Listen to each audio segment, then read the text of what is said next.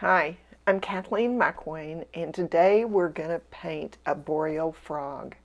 I hope you'll sign up to learn all about the videos I make to teach you how to watercolor paint. Now let's get started on the boreal frog. Watercolor paint is dried and it first of all needs to be moistened, and the water brush works beautifully for this, and that's why I teach with the water brush. So what you see me doing there is loading the brush with the blue and putting it into the tray.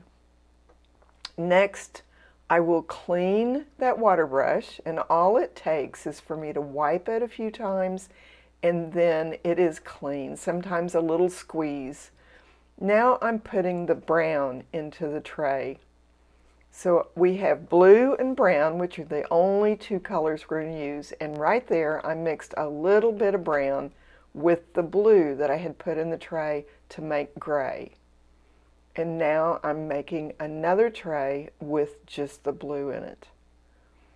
So I start out first laying the color out onto the paint tray, whatever paint tray you have. And I love, this is Prang watercolor paint, which is a wonderful paint to use. Start out learning how to watercolor paint. So now I've cleaned my brush, and the first thing I'm doing is I loaded my brush with a little bit of the gray and a little tiny bit of the blue. Now the blue is a little more dominant, so most of the frog is going to be a little bit blue. So now then I lay that brush down and I pick it up. I don't go back and forth. I don't treat that paintbrush like it's a mop, and I don't paint like I'm coloring with a crayon. You just put that brush down and you pick it up. Anything more than that takes away from the painting that you're painting. And if you learn from the very beginning how to put that brush down and pick it up, you will be way ahead. Now then, you just continue to paint that frog, but what you want to make sure you do are leave white spaces. You don't want to have him solid. He's not a wall. He's got lots of different colors on him and a lot of different things that bring attention to what he looks like. And right now I'm putting some dots in with the blue, and now I'm going to put in some dots with the brown, and I even picked up a little bit of that gray also, so it wasn't just real brown. At the very end I'll add in just some of the brighter brown. Just watch me as I paint, because that paintbrush is a wonderful tool if you use it properly. And always leave white space in your painting. It's what makes watercolor paint the most vibrant. It's because you can see it's a transparent medium, and so you can see the paper through the paint, and when it's next to white it's even brighter. And so learn how to just put that brush down and pick it up. You don't want to go back in and fill in the color. You just lay that paint down and pick it up.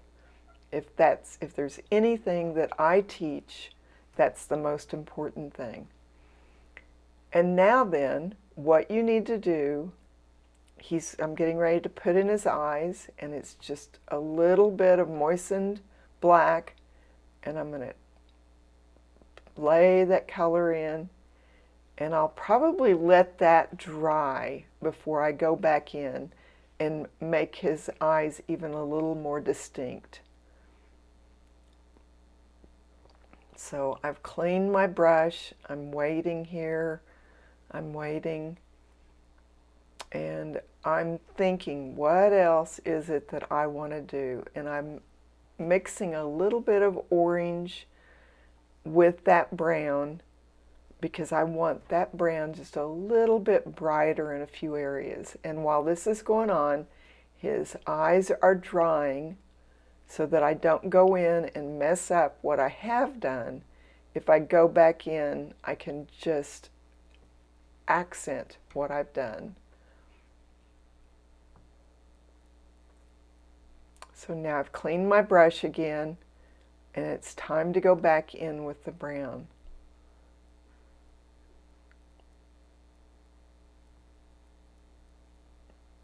Cleaned my brush, and I've gone back in with the brown, with the black.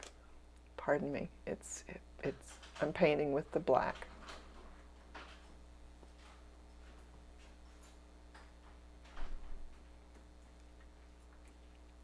And now my frog is finished, and he just needs to wait until he's dry so that I can put the ink on it. Just a little bit here and a little bit there, finishing.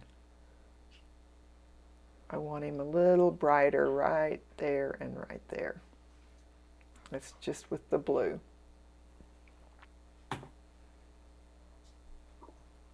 Now it's time to clean my palette.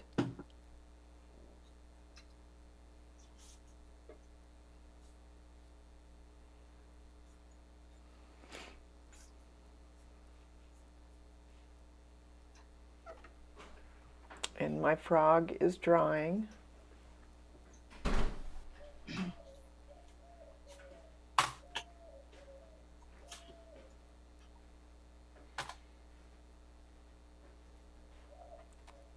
Let him dry for about 5 minutes.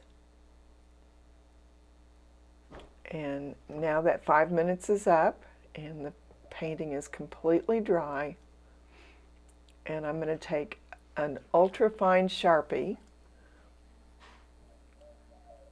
and create the accent lines. Now I've always been taught that the thing that captures the viewer's eye is the line. And so it's a wonderful thing to go back into your paintings and create what you want the viewer to look at the most. So I circle, I accent some of those dots on the frog, not all of them, just the ones that I really want to be eye-catching.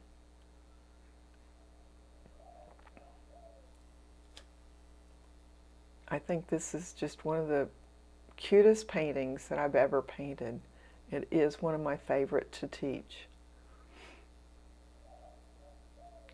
And as you can see, it's an outline, but it's really a sketch. I'm not, adding things to the painting necessarily. I'm just accenting. But I picked my pen up, and I have lots of broken lines. It's the thing that makes it more interesting to the viewer to see. Now, I always stop and just look at my painting for a minute to see if there's anything else I want to do.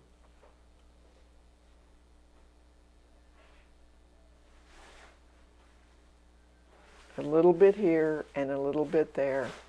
And now it's time to sign it. And I sign my art so that it can be matted and framed and have the signature on the inside of the art.